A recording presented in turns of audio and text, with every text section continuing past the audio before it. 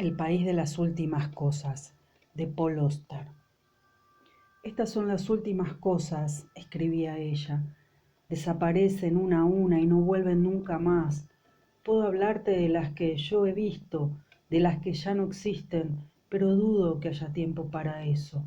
Ahora todo ocurre tan rápidamente que no puedo seguir el ritmo. No espero que me entiendas. Tú no has visto nada de esto, y aunque lo intentaras, jamás podrías imaginártelo. Estas son las últimas cosas. Una casa está aquí un día y al día siguiente desaparece. Una calle por la que uno caminaba ayer, hoy ya no está aquí. Incluso el clima cambia de forma continua. Un día de sol, seguido de uno de lluvia, un día de nieve, luego uno de niebla, templado, después fresco, viento seguido de quietud, un rato de frío intenso y hoy, por ejemplo, en pleno invierno, una tarde de luz esplendorosa, tan cálida que no necesitas llevar más que un jersey. Cuando vives en la ciudad, aprendes a no dar nada por sentado. Cierras los ojos un momento o te das la vuelta para mirar otra cosa y aquella que tenías delante desaparece de repente. Nada perdura. Ya ves, ni siquiera los pensamientos en tu interior. Y no vale la pena perder el tiempo buscándolos. Una vez que una cosa desaparece, ha llegado a su fin. Así es como vivo, continuaba su carta. No como mucho, solo lo suficiente para mantenerme en pie, no más. A veces me siento tan débil que me parece que no podré dar otro paso, pero lo logro. A pesar de los periodos de abatimiento, me mantengo activa. Deberías ver qué bien lo hago. En la ciudad hay muchas calles por todos lados, pero no dos iguales. Pongo un pie delante del otro, luego el otro frente al primero, y luego espero poder volver a repetirlo todo otra vez. Solo eso. Me gustaría que entiendas cómo es mi vida ahora. Me muevo, respiro el aire que se me concede y como lo menos posible. No importa lo que digan los demás. Lo único importante es mantenerse en pie. ¿Recuerdas lo que dijiste antes de que me fuera? Me dijiste que Williams había desaparecido y por más que buscara nunca lo encontraría. Esas fueron tus palabras. Entonces yo te contesté que no me importaba lo que dijeras, que iba a encontrar a mi hermano. Luego me subí a aquel barco espantoso y te dejé. ¿Cuánto tiempo hace de eso? Ya no puedo recordarlo. Años y años, supongo, pero solo lo adivino. Hablando con franqueza, creo que he perdido el rumbo y ya nada podrá arreglarse para mí. Lo cierto es que si no fuera por el hambre, ya no sería capaz de seguir. Hay que acostumbrarse a sobrevivir solo con lo indispensable. Si uno espera poco, se conforma con poco, y cuanto menos necesite, menos se sentirá. Esto es lo que la ciudad le hace a uno. Lo vuelve los pensamientos al revés, le infunde ganas de vivir, y al mismo tiempo intenta quitarle la vida. No hay salida. ¿Lo logras o no lo logras? Si lo haces, no puedes estar seguro de conseguirlo la próxima vez. Si no lo haces, no habrá próxima vez. No sé muy bien por qué te estoy escribiendo. Para serte franca, apenas si he pensado en ti desde que llegué. Pero de repente, después de todo este tiempo, siento que tengo algo que decir y que si no lo escribo rápidamente, mi cabeza estallará. No importa si lo lees, ni siquiera importa si voy a enviar estas líneas, suponiendo que eso pudiera hacerse. Tal vez te escriba solo porque no sabes nada, porque estás lejos de mí y no sabes nada. Hay personas tan delgadas, escribía, que a veces las arrastra el viento. El viento de la ciudad es brutal, siempre irrumpiendo en ráfagas desde el río y zumbando en tus oídos, empujándote hacia adelante y hacia atrás, arremolinando papeles y basura a tu paso. No es extraño ver a la gente más delgada caminando en grupos de a dos o tres, a veces familias enteras, atados entre sí con sogas o cadenas, aferrados los unos a los otros, sirviéndose de lastre contra la ventolera. Otros abandonan por completo la idea de salir, abrazados a los portales o a las glorietas. Incluso el cielo más limpio llega a parecerles una amenaza. Piensan que es mejor esperar tranquilamente en un rincón que ser arrojados contra las piedras. Es posible acostumbrarse tanto a no comer que uno puede llegar a prescindir totalmente de la comida. La situación es mucho peor para aquellos que luchan contra el hambre, ya que pensar demasiado en comer solo puede ocasionar problemas. Son los que están obsesionados, los que se niegan a aceptar los hechos, vagan por las calles al acecho a todas horas, hurgando entre la basura por un bocado, corriendo enormes riesgos por la migaja más insignificante. No importa cuánto puedan conseguir, nunca será suficiente. Comen sin llenarse nunca, abalanzándose sobre la comida con una urgencia animal, escarbando con sus dedos huesudos y sin cerrar jamás las mandíbulas. Casi todo lo que comen se escurre, baboso, hacia la barbilla, y aquello que logran tragar suelen vomitarlo pocos minutos después. Es una muerte lenta, como si la comida fuera un fuego, una locura, abrazándolos desde el interior. Piensan que comen para sobrevivir, pero en realidad son ellos los que acaban siendo devorados. Resulta evidente que la comida es un asunto complicado y que a menos que uno aprenda a aceptar lo que se le ofrece, no se sentirá nunca en paz consigo mismo. El desabastecimiento es frecuente y el alimento que un día te brindó placer, casi con seguridad, faltará al siguiente. Los mercados municipales son probablemente los lugares más seguros y fiables para comprar, pero los precios son altos y el surtido miserable. Un día hay solo rábanos y al siguiente tarta de chocolate rancia. Cambiar de dieta tan a menudo y de forma tan drástica puede ser muy malo para el estómago, pero los mercados municipales tienen la ventaja de estar custodiados por la policía y al menos uno sabe que lo que compra acabará en su estómago y no en el del otro. El robo de comida es tan común en las calles que ya ni siquiera es considerado un crimen. Además, los mercados municipales constituyen la única forma legal de distribución de alimentos. A lo largo de la ciudad, muchos vendedores se dedican a las ventas privadas, pero corren el riesgo de que les confisquen la mercadería en cualquier momento, incluso aquellos que pueden sobornar a la policía para continuar su negocio. Sufren la amenaza constante de los ladrones.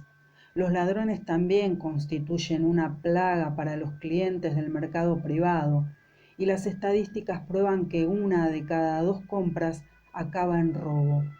No vale la pena, creo yo, arriesgar tanto a cambio de placer fugaz de comerse una naranja o un trozo de jamón cocido. Pero la gente es insaciable. El hambre es una maldición que acecha cada día y el estómago es un abismo sin fondo, un agujero tan grande como el mundo. A pesar de los obstáculos, el mercado privado hace un buen negocio.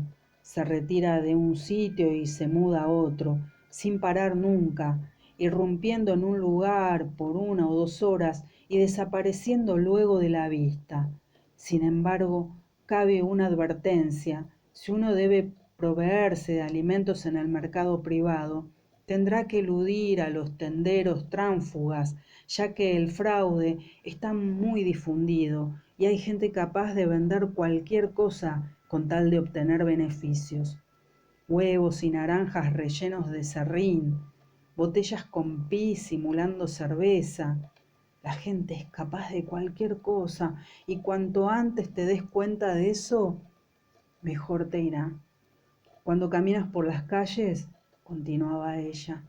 Debes dar solo un paso por vez. De lo contrario, la caída se hace inevitable. Tus ojos deben estar siempre abiertos, mirando hacia arriba, hacia abajo, adelante, atrás, pendientes de otros seres, en guardia ante lo imprevisible. Chocar con alguien puede ser fatal. Cuando dos personas chocan, comienzan a golpearse con los puños o en su lugar se dejan caer y no intentan levantarse nunca más. Antes o después llega el momento en que uno ya no intenta levantarse. El cuerpo duele. Ya ves, no existe ningún remedio contra esto. Y aquí resulta mucho más terrible que en cualquier otro sitio.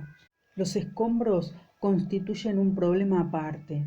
Para evitar tropezar y hacerse daño hay que aprender a andar sobre surcos invisibles, inesperados montículos de piedras y senderos llanos. Lo peor de todo son las ruinas, y hay que ser muy hábil para esquivarlas. En medio de la calle, ahí donde se han caído edificios o se ha juntado basura, se levantan enormes montículos impidiendo el paso.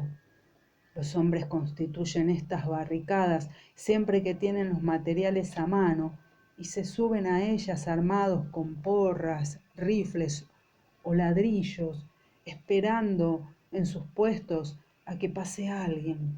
Si uno quiere pasar, tiene que darles lo que ellos piden, a veces dinero, otras comida o sexo. Las palizas son un lugar común y cada cierto tiempo te enteras de que ha habido un asesinato. Se levantan nuevas ruinas y las antiguas desaparecen. Es imposible saber por qué calles se puede caminar y cuáles hay que evitar. Poco a poco la ciudad te despoja de toda certeza. No hay ningún camino inmutable y solo puedes sobrevivir si aprendes a prescindir de todo. Debes ser capaz de cambiar sin previo aviso, de dejar lo que estás haciendo, de dar marcha atrás. Al tiempo todo se reduce a esto. Por lo tanto es necesario aprender a descifrar los signos. Si los ojos fallan, la nariz puede resultar útil.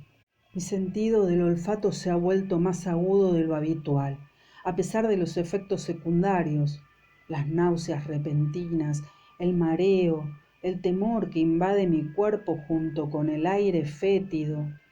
Me protege al doblar las esquinas, allí donde el peligro es mayor. Las ruinas despiden un hedor particular que uno aprende a reconocer, incluso a una gran distancia. Compuestos por piedras, cementos y madera, estos montículos también contienen basura y restos de yeso. El sol fermenta la basura produciendo las más repulsivas emanaciones y la lluvia actúa sobre el yeso, astillándolo y derritiéndolo, de modo que también despide su propio olor. Y cuando uno se mezcla con el otro, en los períodos consecutivos de sequía y humedad, la pestilencia de las ruinas comienza a florecer. Lo principal es no acostumbrarse, porque los hábitos son nocivos. Incluso la centésima vez que te topas con una cosa, debes hacerlo como si no lo conocieras de antes. No importa cuántas veces, siempre debe ser la primera. Esto es casi imposible, ya lo sé, pero es una regla absoluta. Uno piensa que tarde o temprano todo llegará a su fin. Las cosas se desmoronan o desaparecen y no se crea nada nuevo. La gente muere, pero los niños se niegan a nacer. En todos los años que llevo aquí, no recuerdo haber visto ningún bebé recién nacido y aún así siempre hay gente nueva reemplazando a aquellos que desaparecen. Llegan en multitudes procedentes del campo o de poblaciones vecinas, empujando carros repletos con sus pertenencias, sacando chispas con sus coches destrozados, todos ellos hambrientos, todos sin hogar, hasta que aprenden las leyes de la ciudad. Estos recién llegados resultan víctimas fáciles. Muchos de ellos son despojados de su dinero antes de que acabe su primer día aquí. Algunos pagan por apartamentos que no existen. a otros se les induce a entregar comisiones por trabajos que nunca se materializarán y otros más gastan sus ahorros en comida que al final resulta ser cartón pintado. Estos son solo los trucos más comunes. Yo conozco a un hombre que se gana la vida poniéndose enfrente del viejo ayuntamiento y pidiendo dinero a los recién llegados cada vez que estos miran el reloj de la torre. Ante cualquier disputa, su asistente simula, con actitud indiferente, cumplir con el ritual de mirar el reloj y pagar por eso, de modo que el extraño cree que esta es la práctica habitual. Lo más asombroso no es que existen estos estafadores, sino que les resulte tan fácil hacer que la gente les entregue su dinero. Aquellos que tienen un sitio donde vivir corren siempre el riesgo de perderlo. La mayoría de los edificios no son propiedad de nadie y por lo tanto nadie tiene derecho como inquilino. No hay ningún contrato, ninguna base legal a la que aferrarse si algo sale mal. Es frecuente que se desaloje a la gente de sus casas. Una banda irrumpe con porras o rifles, obligándolos a salir, y a no ser que uno piense que puede vencerlos, ¿qué otra cosa puede hacer? Esta práctica es conocida como asalto de casas, y hay muy poca gente en la ciudad que no haya perdido su hogar de este modo en un momento u otro. Pero incluso si uno tiene la suerte de salvarse de esta forma peculiar de desalojo, nunca puede prever si será víctima de uno o de los falsos propietarios. Estos son chantajistas que aterrorizan prácticamente a todos los barrios en la ciudad, obligando a la gente a pagar dinero por el solo hecho de permitirles permanecer en sus apartamentos. Se presentan a sí mismos como dueños del edificio, estafan a sus ocupantes y casi nunca encuentran oposición. Para aquellos que no tienen un hogar, sin embargo, la situación es desesperante. No hay ninguna vivienda desocupada, pero aún así, las agencias inmobiliarias siguen con su negocio. Se anuncian cada día en los periódicos, ofreciendo apartamentos falsos con el fin de atraer gente a sus oficinas y cobrarles por sus servicios. Nadie resulta engañado por esta práctica. Y sin embargo, mucha gente está dispuesta a invertir hasta su último céntimo en estas promesas vacías. Llegan a las oficinas a primera hora de la mañana y esperan pacientemente haciendo cola, a veces durante horas, solo para sentarse ante un agente durante 10 minutos y contemplar fotografías de casas con habitaciones confortables, situadas en calles arboladas, de apartamentos amueblados con alfombras y mullidos sillones de cuero, plácidas escenas que evocan el olor del café humeando en la cocina, el vapor de un baño caliente, los brillantes colores de las plantas en sus macetas sobre el alfeizal. A nadie parece importarles que estas fotografías tengan más de 10 años. Tantos de nosotros nos hemos convertido otra vez en niños. No es que lo hayamos buscado, ya me entiendes, ni que seamos conscientes de eso, pero cuando la fe desaparece, cuando comprendes que ni siquiera te queda la esperanza de recuperar la esperanza, entonces tiendes a llenar los espacios vacíos con sueños, pequeñas fantasías y cuentos infantiles que te ayudan a sobrevivir.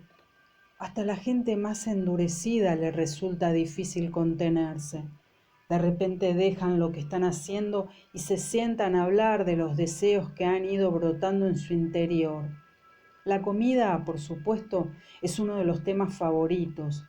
Es frecuente escuchar a un grupo de gente describiendo una comida hasta en sus más mínimos detalles, comenzando con las sopas y aperitivos y explayándose lentamente hasta llegar al postre, recreándose en cada sabor y especia, en cada uno de los aromas y gustos, concentrándose primero en el método de preparación, luego en el efecto que produce la comida, después el primer indicio de sabor en la lengua hasta esa sensación de paz que se expande gradualmente a medida que la comida baja por la garganta camino al estómago.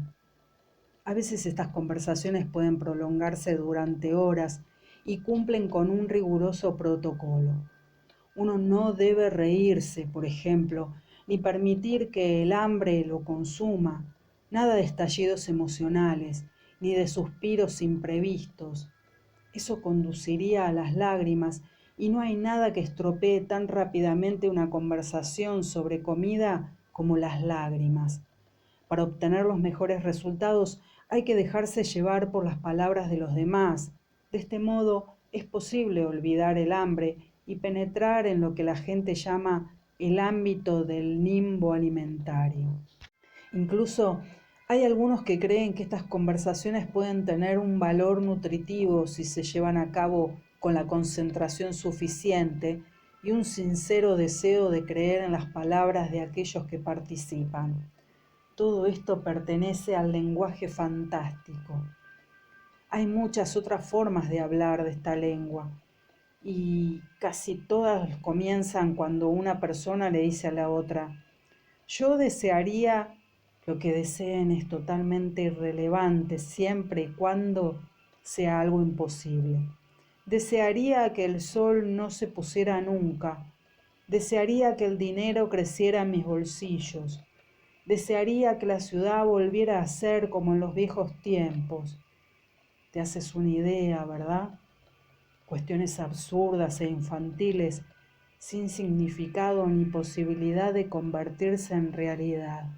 Por lo general, la gente sostiene la teoría de que, por muy mal que la situación estuviese ayer, siempre será peor hoy.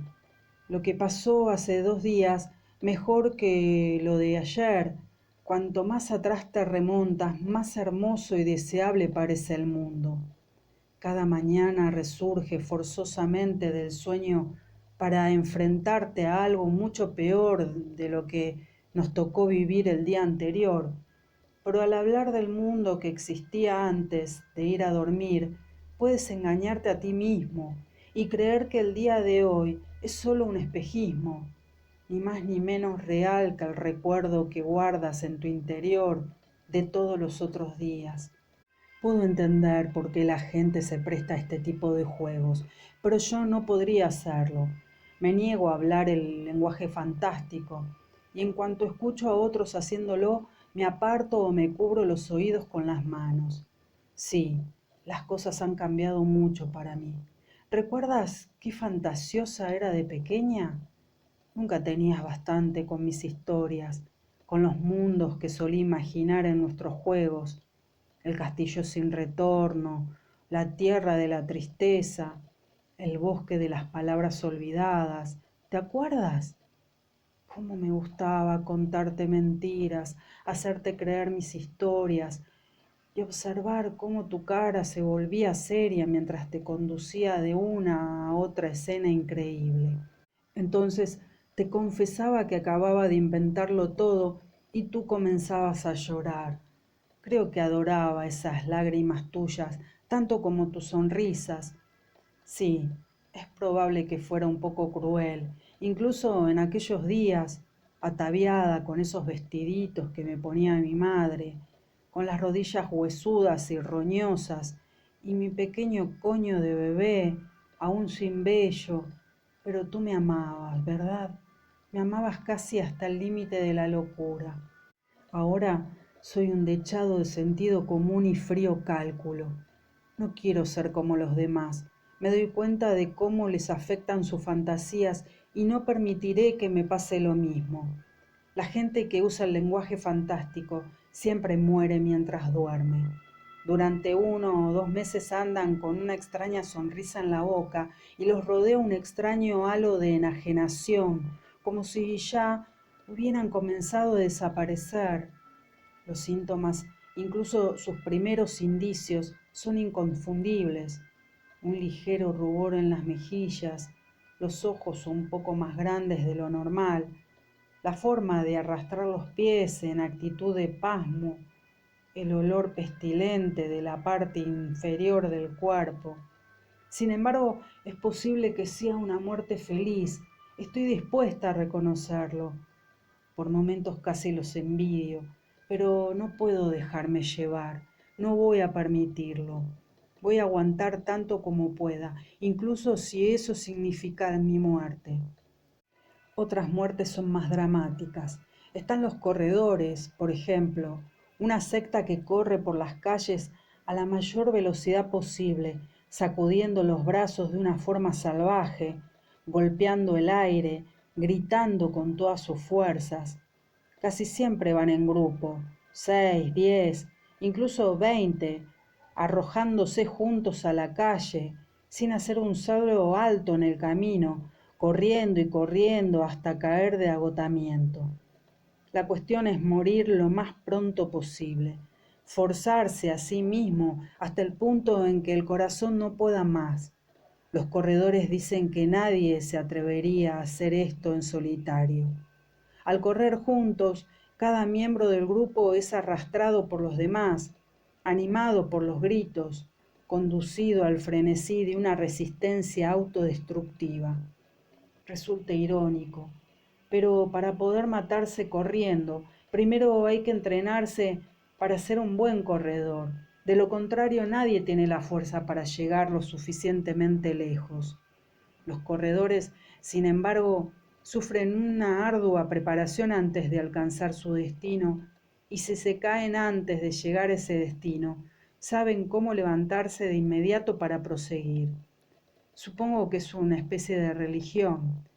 Tienen varias oficinas en la ciudad, una en cada una de las 9 zonas censadas, y para unirse a ellos es necesario cumplir con una serie de complicados requisitos previos: aguantar la respiración debajo del agua, hacer ayuno, poner la mano en la llama de una vela, no hablar a nadie durante 7 días. Una vez que uno ha sido aceptado, debe someterse a las reglas del grupo, lo cual supone de 6 a 12 meses de vida comunal, un programa estricto de ejercicios de entrenamiento y la reducción progresiva del consumo de alimentos. El individuo está preparado para la carrera de la muerte en el momento en que la alcanza, de forma simultánea su mayor grado de fortaleza y debilidad. En teoría, podría correr indefinidamente, pero al mismo tiempo el cuerpo ha consumido hasta sus últimos recursos. Esta combinación produce el resultado deseado. El día señalado, uno sale temprano con sus compañeros y corre hasta que logra escapar de su cuerpo. Corre y grita hasta que remonta el vuelo fuera de sí mismo. Por fin, el alma se escabulle hacia la libertad. El cuerpo cae al suelo y uno muere. Los corredores proclaman que su método resulta infalible en más del 90% de los casos, lo cual significa que casi nunca es necesario repetir la carrera de la muerte. Las muertes solitarias son todavía más frecuentes, pero incluso estas se han transformado en una especie de ritual público. La gente se sube a los lugares más altos con el único propósito de saltar. Se le flama el último salto y debo admitir que presenciarlo despierta un sentimiento conmovedor, la sensación de que un nuevo mundo de libertad se abre en su interior. Ver la silueta dispuesta a saltar en el borde del techo, luego siempre un momento de duda, como un intento por prolongar esos segundos finales, y la forma en que tu propia vida parece agolparse en la garganta. Entonces, de súbito, porque nunca puedes saber exactamente cuándo va a suceder, el cuerpo se arroja al vacío, se lanza volando hacia el suelo. El entusiasmo de la multitud te llenaría de asombro, escuchar sus ovaciones frenéticas, ser testigo de su exaltación. Es como si la violencia y la belleza del espectáculo los liberara de sí mismo, les hiciera olvidar la miseria de sus propias vidas. El último salto es algo que todo el mundo es capaz de comprender y que responde a los más íntimos deseos de la gente: morir en el acto, desaparecer en apenas un instante breve y glorioso. A veces pienso que la muerte es lo único que logra conmovernos, constituye nuestra forma de creación artística, nuestro único medio de expansión. A pesar de todo, algunos de nosotros conseguimos sobrevivir, porque incluso la muerte se ha convertido en un medio de vida, con tanta gente intentando llegar a su fin, meditando sobre todos los medios para abandonar este mundo. Abundan las oportunidades para obtener beneficios. Una persona lista puede vivir bastante bien de la muerte de los demás, porque no todos tienen el coraje de los que corren o de los que saltan, y necesitan ayuda para llevar su decisión a la práctica. La capacidad para pagar por estos servicios es, naturalmente, un requisito previo, y por eso muy pocos, solo los más ricos, pueden permitírselo.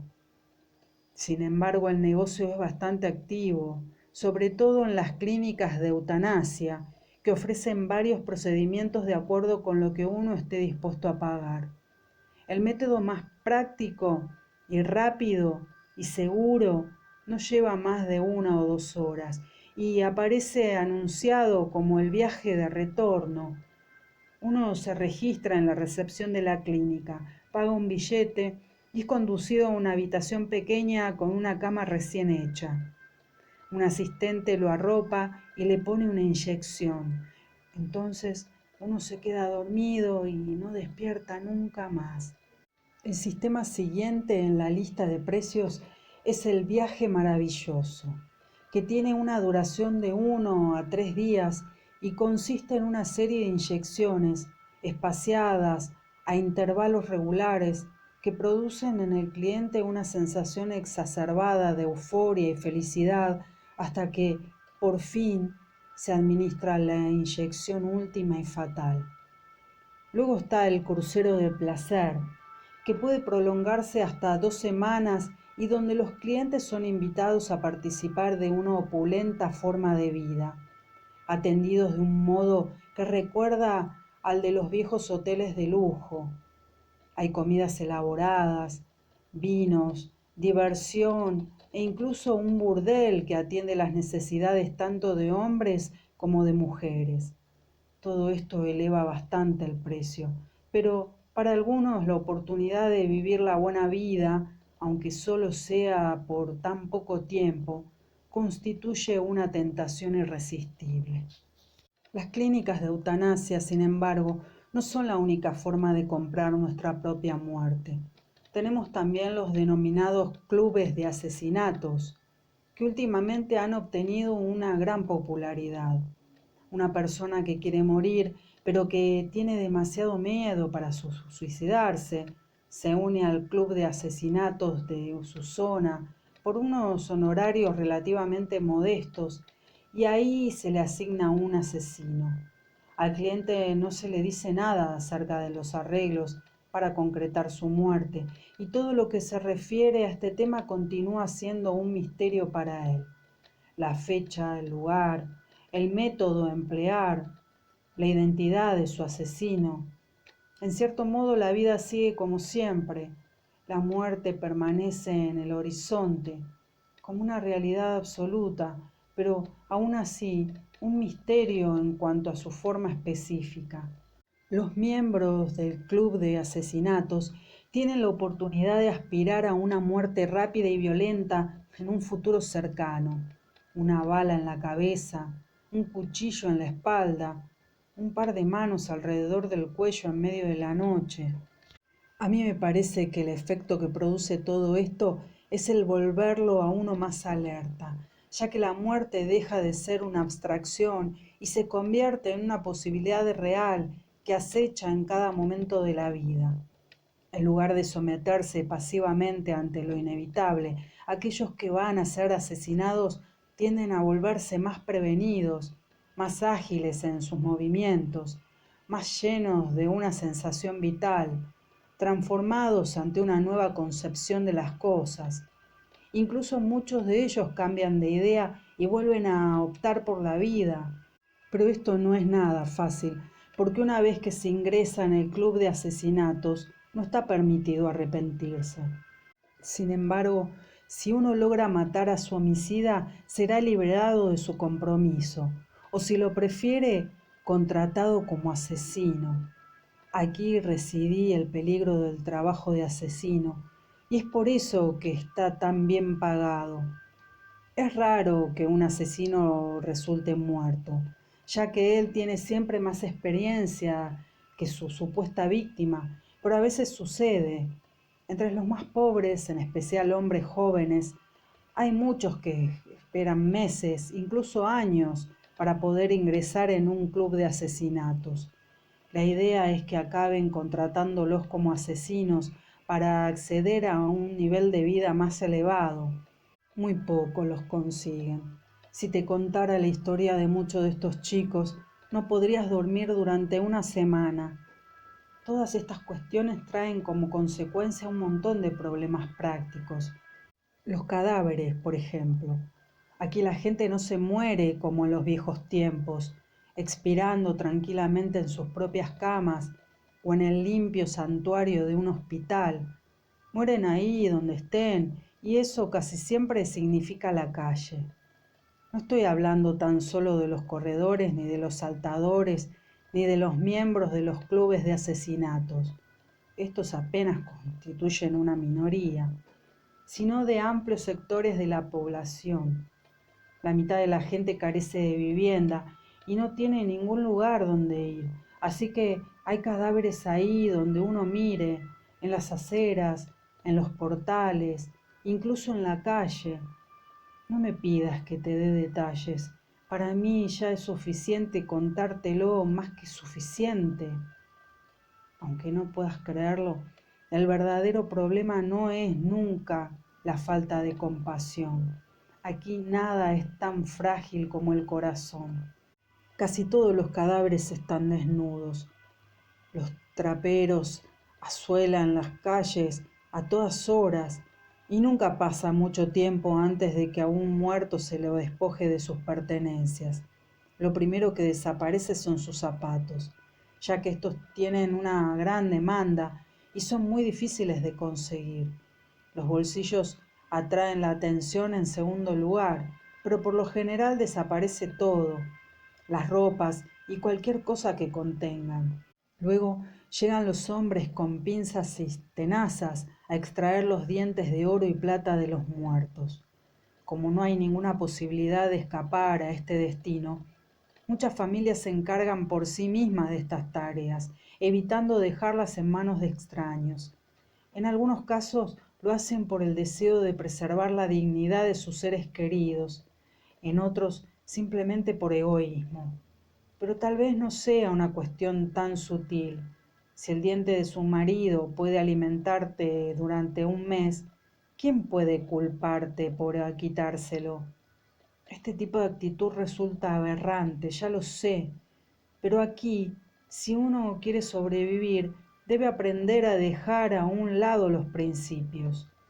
Cada mañana el ayuntamiento envía camiones a recoger los cadáveres. Esta es la función principal del gobierno y en ella se gasta más dinero que en cualquier otra. La ciudad está totalmente rodeada por los crematorios, los denominados centros de transformación, y puede verse el humo elevándose hacia el cielo día y noche, pero con las calles en tan mal estado, tantas de ellas reducidas a escombro, este trabajo se vuelve cada vez más difícil. Los conductores se ven forzados a parar los camiones y seguir la búsqueda de cadáveres a pie, lo cual demora mucho la tarea.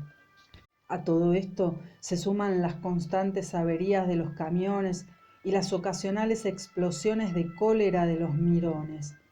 Tirar piedras a los trabajadores de los camiones de la muerte es una actividad muy común entre los que carecen de vivienda.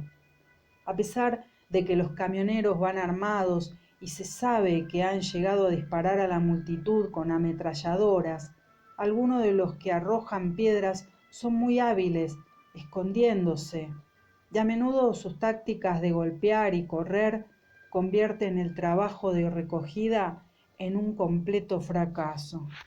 No existe ningún motivo coherente que justifique estos ataques. Surgen de la ira, el rencor y el aburrimiento. Y como estos trabajadores son los únicos representantes oficiales que se dejan caer por la vecindad, se convierten en el blanco más fácil. Tal vez podría decirse que las piedras representan el descontento del pueblo por un gobierno que no hace nada por ellos hasta que mueren. Pero eso sería hilar demasiado fino. Las piedras son una expresión de infelicidad y eso es todo. En la ciudad no existe la política como tal. Todos están demasiado hambrientos, demasiado perturbados, demasiado enfrentados entre sí como para pensar en eso. El cruce llevó 10 días y yo era la única pasajera. Tú ya lo sabes. Conociste al capitán y a la tripulación, viste mi camarote, así que no hay necesidad de volver sobre eso. Me pasé el tiempo mirando el agua y el cielo y apenas se abrí un libro en todos esos días. Cuando llegamos a la ciudad era de noche y fue entonces cuando empecé a sentirme un poco asustada. La costa estaba completamente oscura, sin luces en ningún sitio, y yo tuve la sensación de que penetrábamos en un mundo invisible, un lugar donde solo vivían los ciegos. Pero tenía la dirección de la oficina de William, y eso me tranquilizó un poco. Pensé que solo tenía que ir ahí y entonces todo se arreglaría. Al menos me sentía segura de que iba a encontrar alguna pista sobre el paradero de William. Lo que no sabía era que la calle ya no estaba ahí. No es que la oficina estuviera vacía o el edificio abandonado. No había edificio, ni calle, ni nada. Solo piedras y basura en metros y metros de la redonda. Más tarde descubrí que esta era la tercera zona censada y que aproximadamente un año antes ahí se había declarado una epidemia. El gobierno de la ciudad había intervenido, había sitiado la zona y quemado hasta el último edificio. Al menos eso era lo que contaban. No es que la gente tenga la intención de mentir, sino que cuando se trata del pasado, la verdad tiende a volverse turbia muy pronto. Surgen leyendas en cuestión de horas, comienzan a circular historias increíbles y los hechos pronto quedan enterrados bajo una montaña de teorías disparatadas. La mejor política en la ciudad es creer solo en lo que ven tus propios ojos. Aunque ni siquiera ese es un método infalible, ya que muy pocas cosas son las que aparentan ser, especialmente aquí con tanto que asimilar a cada paso, con tantas cosas que desafían el entendimiento. Cualquier cosa que veas tiene la capacidad de herirte, de hacerte sentir inferior a lo que eres, como si por el mero hecho de ver algo te despojaran de parte de ti mismo. A menudo uno siente que mirar puede ser peligroso y suele apartar la mirada o incluso cerrar los ojos. Por eso es fácil sentirse desconcertado o no estar demasiado seguro de ver realmente lo que uno cree ver. Es posible que solo lo imagine, lo confunda con otra cosa o lo recuerde a algo que ha visto, tal vez soñado anteriormente. Ya ves qué complicado es. No es suficiente con mirar algo y decir, estoy mirando tal cosa, ya que eso lo puedes hacer cuando el objeto que tienes delante es un lápiz o un trozo de pan. Pero, ¿qué pasa cuando te encuentras mirando a un niño muerto, a una niña pequeña que yace en el suelo desnuda, con la cabeza reventada y cubierta de sangre? ¿Qué piensas entonces?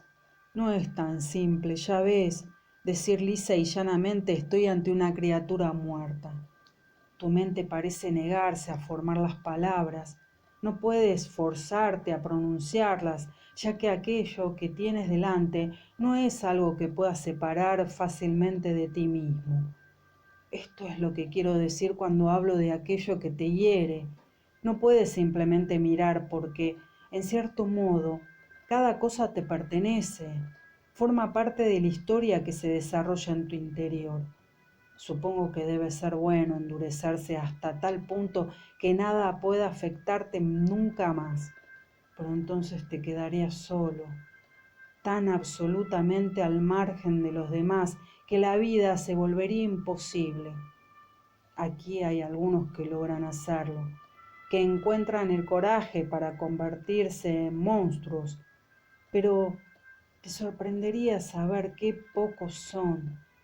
O para decirlo de otra manera, todos hemos terminado por convertirnos en monstruos, pero no hay prácticamente nadie que no guarde en su interior algún vestigio de lo que solía ser la vida. Tal vez el mayor problema sea que la vida, tal como la conocíamos, ha dejado de existir. Pero aún así nadie es capaz de asimilar lo que ha sobrevenido en su lugar.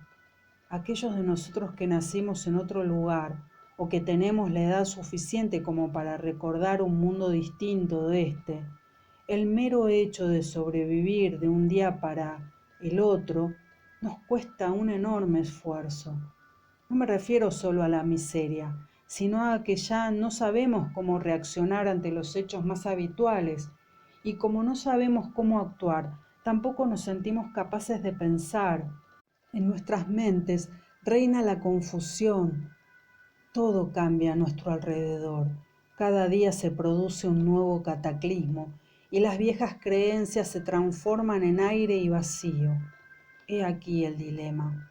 Por un lado queremos sobrevivir, adaptarnos, aceptar las cosas tal cual están, pero por otro lado, llegar a esto implica destruir todas aquellas cosas que alguna vez nos hicieron sentir humanos. ¿Entiendes lo que quiero decir? Para vivir es necesario morir. Por eso tanta gente se rinde, porque sabe que no importa cuán duramente pelee, siempre acabará perdiendo, y entonces ya no tiene sentido la lucha. Los recuerdos se nublan en mi mente. Lo que ocurrió y lo que no ocurrió, las calles que vi por primera vez, los días, las noches, el cielo sobre mi cabeza, las piedras extendiéndose a lo largo. Me parece recordar que miraba constantemente hacia arriba, como si examinara el cielo por si faltara o sobrara algo, algo que lo diferenciara de otros cielos, como si el cielo pudiera explicar las cosas que veía a mi alrededor.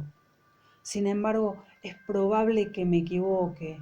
Es posible que esté confundiendo las observaciones de una época posterior con las de aquellos primeros días, aunque no creo que tenga mucha importancia, ahora menos que nunca. Después de un estudio tan meticuloso, puedo asegurar, sin duda alguna, que el cielo de este lugar es el mismo que ahora se encuentra sobre ti. Tenemos las mismas nubes y la misma luminosidad, las mismas tormentas y la misma quietud, los mismos vientos que lo arrastran todo consigo. Si la impresión que tenemos del cielo es algo distinta, es por lo que sucede debajo. Las noches, por ejemplo, no se parecen del todo a las de allí.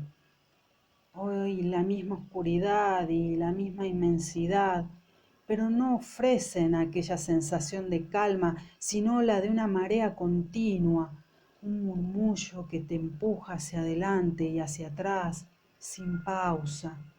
Y luego, durante el día, hay una luminosidad a veces insoportable, un brillo que te deslumbra y que hace palidecer todas las cosas. Todos los relieves relucen y el aire mismo es un débil resplandor. La luz se plasma de tal forma que los colores se vuelven más y más distorsionados a medida que uno se acerca a ellos. Hasta los contornos de las sombras se desdibujan con un movimiento fortuito y agitado. Con esta luz hay que tener cuidado de no abrir demasiado los ojos, solo lo suficiente como para no perder el equilibrio. De lo contrario, uno puede tropezar y no creo que sea necesario enumerar los riesgos de una caída.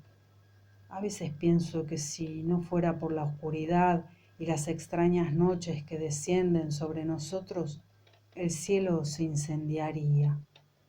Los días acaban cuando corresponde, justo en el momento preciso en que el sol parece haber consumido las cosas que alumbra, cuando ya nada puede tolerar su resplandor.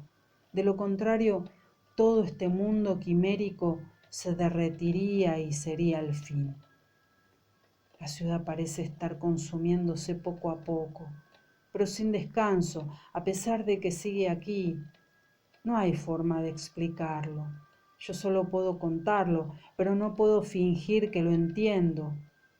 En las calles se encuentran explosiones todos los días, como si a lo lejos se cayera un edificio o se hundiera la acera, pero nunca lo ves cuando sucede. No importa cuán a menudo escuches estos ruidos, la causa es siempre invisible. Cualquiera pensaría que de vez en cuando una de estas explosiones tendrían que producirse en su presencia, pero los hechos permanecen siempre en el terreno de la probabilidad. No creas que son imaginaciones mías.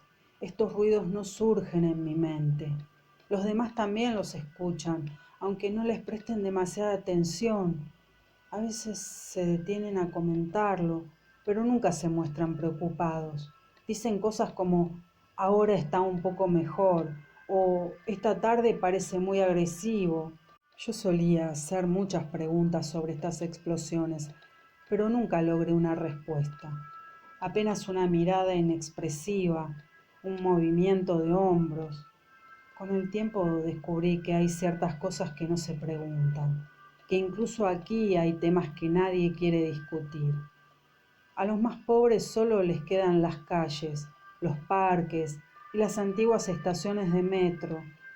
Las calles son el peor sitio porque aquí te expones a todos los peligros e inconvenientes. Los parques son un poco más tranquilos, sin el problema del tráfico y los peatones, pero a no ser que seas uno de los pocos afortunados que tienen una tienda o un cobertizo, estás siempre a merced del clima.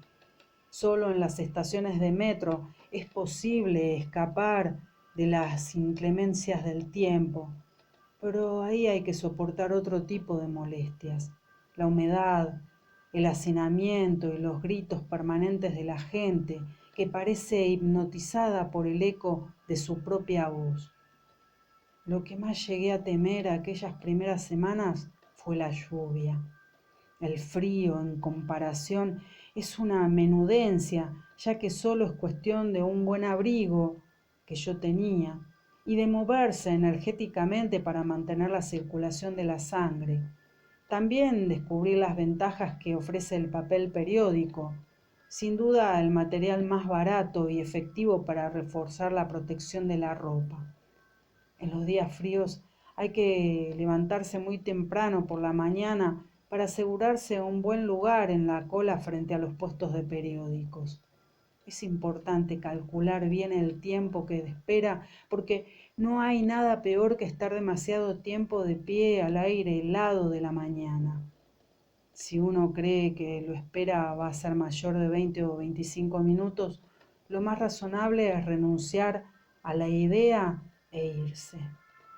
Una vez que has comprado el periódico, suponiendo que hayas conseguido uno, lo mejor es tomar una hoja, rasgarla en tiras y retorcerla formando pequeños atados que servirán de relleno en la punta de los zapatos para tapar las rendijas por las que se cuela el aire alrededor de los tobillos o remendar los agujeros de la ropa.